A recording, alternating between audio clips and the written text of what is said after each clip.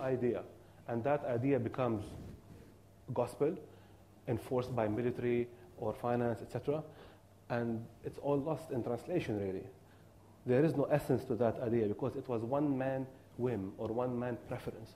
And if you examine really, if I may go here into some details, what the Ba'ath stands for, or what the political Islamists stand for, or what the Muslim Brotherhood stand for, you will find there is no genuine idea that can lead a nation or a state from one condition to another. On the contrary, it all comes down to the basic law of politics, which is exploitation, maneuvering, man using man. Is there rub-off to the micro level in terms of corporations and how they're governed here? Do you think? What do you mean, sir? What I mean is, there are countries in the world where management practices are reflective of the fact, or they are reflective of the forms of government that exist in those countries. Okay? There are some management practices that are very reflective and work very well within the context of a free people, so to speak. Okay. They're born and they're nurtured within that context.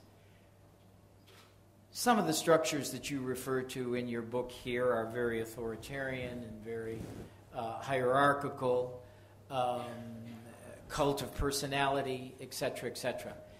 Do you see any of that at the corporate level in this region? I mean, eventually it's very tough to segregate. It's very tough to segregate. What happens at the top echelon of the pyramid is going to cascade down. And you cannot say we have retarded regimes and regressive leaders, and then we have an exceptionally successful corporations or corporate spirit.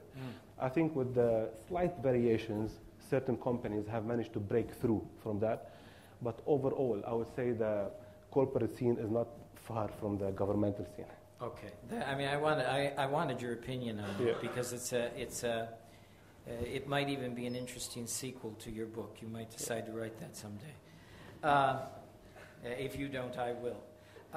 Okay. In what way does the content of your book, do you think, help the student of media in the Middle East understand the past and form conjectures about the future of media? I think the most important message is fulfilling McLuhan's prophecy, where the message is the media. He said that around 30 years ago, or even 40 years ago. And day by day, we are living to see that the message is the media. It's not the content. It is the characteristics of this media. For example, if you are on the leftist side in the Arab Islamic world, pro-Muslim Brotherhood, you're going to watch Jazeera, definitely. If you are more on the liberal, open-minded, pro-Western, you're going to watch Al Arabiya. That's how the audience is divided. If you are pro-Hezbollah, you're going to watch Manar. If you're pro-Harir, you're going to watch Future. Because the media is the message, and it's not the content anymore. And there is no overlapping or crossovering between these medium. There isn't any. So the students of media, I believe, they need to re-examine Marshall McLuhan, vividly, and reflect on his famous quote, the media is the message itself, and it's not the content anymore, which is very dangerous. Because, again, back to McLuhan, he viewed media as a bulb. There's nothing in that bulb except lighting up the space around you for you to think, reflect, meditate, etc. But if that bulb is misrepresentative of reality, and if it's giving you all the fake images of what's happening around you, then your whole preferences and your whole opinions are going to be in the wrong direction. That is the danger of living in a polarized world as we live now. What does all of that say about the context for developing a free media in this region, which you know is receiving a lot of attention on the part of government officials, councils, etc. How likely do you think that concept will be true to what it means in other parts of the world? I think two factors come to play here. Number one, ownership, and number two, very strict scrutiny procedures. When we say ownership, again, go back and examine every single media vehicle in the region. They are either owned by wealthy businessmen, governments, or paramilitias. So, of course, the media is going to be an extension of these people's opinions and preferences. The second element is scrutiny. Those who are more or less trying to pave the way for a free and open medium of exchange of ideas and views, they don't have a very high level of scrutiny internally. What goes on air, or what should not go on air, or is this a valid story that we need to relay? Eventually, one of the definition of news, and we're talking here in the news context of media, some say that the word news does not exist. It's an acronym, north, east, west, south. If that's the case, then it gives you direction.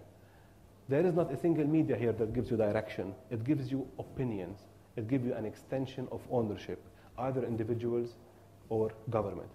So I think by the time we reach to a free media world, I think there's a lot of building blocks need to fall in place before that. That will probably come as a result of these building blocks.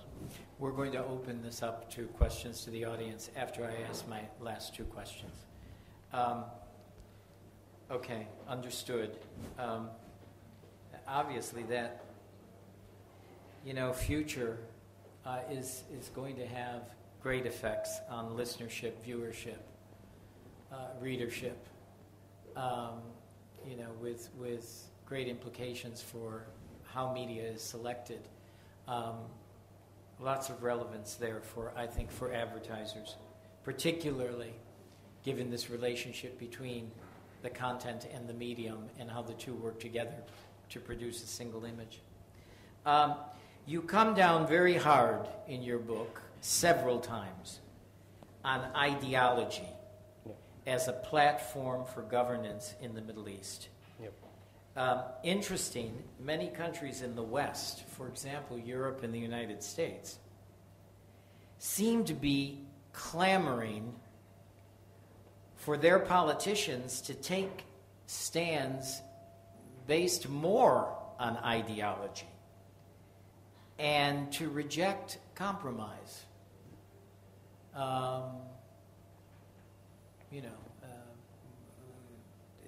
It's no secret that, in the United States, core members of the Democratic Party would like to see a much more leftist Barack Obama, a much less compromising Barack Obama. They would like him to stick to the core elements of an almost socialist ideology. So there's a contrast there. Any thoughts on this contrast? You hear Sarkozy is a disappointment. Well, why? Well, because, he's compromising. He promised rightist policies, but yet he's somewhere mired in the center of where France has been for 70 years. I believe in ideology as long as it's driven